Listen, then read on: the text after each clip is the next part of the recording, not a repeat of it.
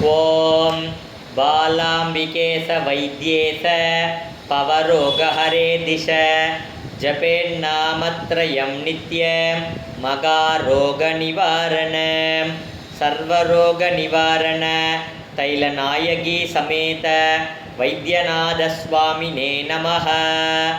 अस्य श्रीरुद्राध्याय प्रश्नमगामन्त्रस्य अघोर ऋषिः अनुष्टुप् छन्दः संकर्षणमूर्तिस्वरूपो योऽसावादित्यः परमपुरुषस्य एष रुद्रो देवता। नमः शिवायेति बीज शिवतरायेति शक्तिः मकादेवायेति कीलक श्री सांब सदाशिव प्रसाद सिद्ध्यर्थे श्रीरुद्र जपे विनियोगः।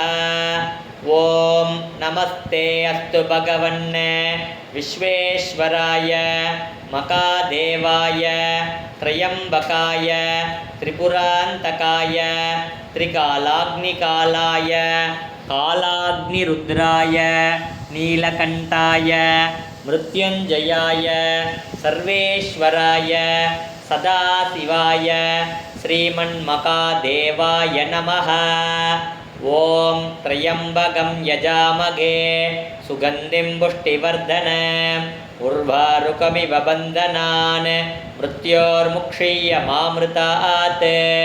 राजाधिराजाय प्रसज्ञसागिने सांब परमेश्वराय नमः।